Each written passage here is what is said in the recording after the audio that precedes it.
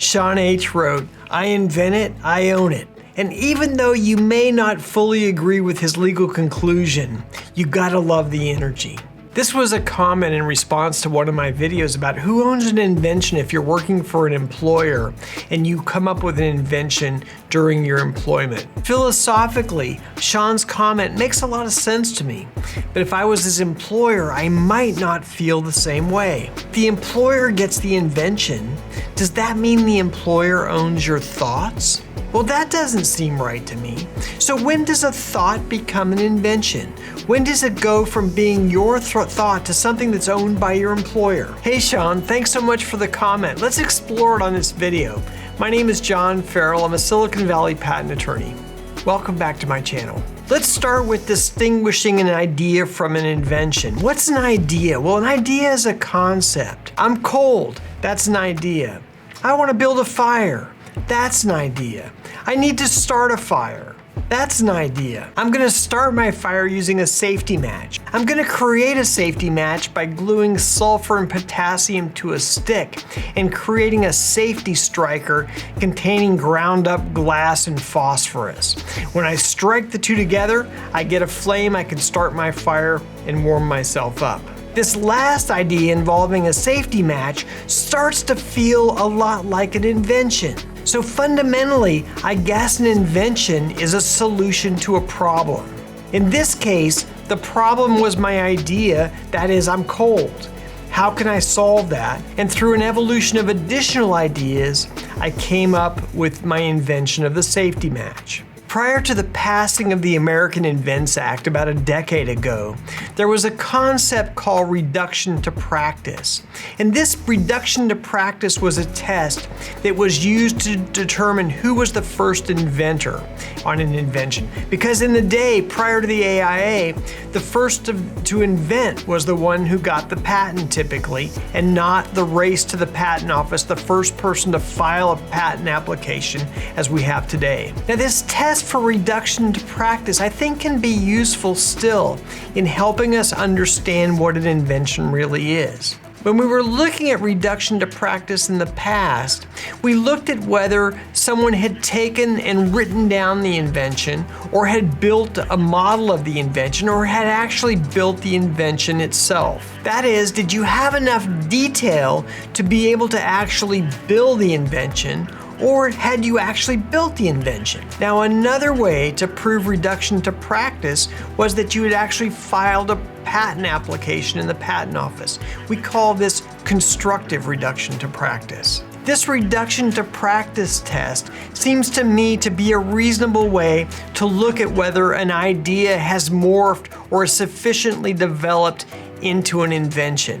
Is it sufficiently written down with enough detail so that you could build it or practice it? Or separately, have you actually built it or built a working model of your idea? In any of those cases, it seems to me that the idea is now an invention. And I guess another concept that's important to borrow from patent law is the idea of novelty and usefulness. And that is, to be patentable, an invention must be new, it must be useful, and it must be non-obvious. And that makes sense, because if your idea is not new and non-obvious, then it's probably not really an invention. And likewise, if it's not useful, if it doesn't do anything useful, then it probably is not an invention either. So this gets to the original idea. If you have an idea, and the idea is really an invention, and you have a job and the invention is related to your job, when does your employer own the invention? It seems to me that there are three basic principles when it comes to an employer owning your invention. The first principle is that you as an inventor always start off owning the invention. If you have an idea, the idea is yours. If the idea turns out to be an invention, the invention is yours. It's your invention no matter where you came up with it, whether lying in bed or at work. Now, where this gets a little bit more complicated is where you're employed, and the idea that you have, the invention that you have, relates to your employment. In that case, you may have an arrangement with your employer, a written agreement with your employer, where as a condition of your employment, you've agreed to assign your rights and your inventions to your employer. Now, you may have forgotten that you've made this assignment. It typically happens on your first day of work. But generally, for most employees, they sign an agreement that they agree to transfer all rights and their inventions to their employer. Now, there may be some exceptions to this, these exceptions falling under the employment laws of certain states, where in order to be an invention claimed by your employer, the invention needs to relate to the work for which you were hired, the invention needs to have been developed using some resources of your employer, or the invention needs to have been developed on company time, that is, time when you were being paid to work. Now, the third basic principle that relates to an employer's ownership in your invention falls under a doctrine called common law shop rights. Now, under these shop rights, for example, you come up with an invention to improve the product quality of your employer's products. The invention is made on the job using time and resources of your employer, but you don't have any kind of written agreement to assign your invention rights to your employer. Now, if you leave the company under these circumstances,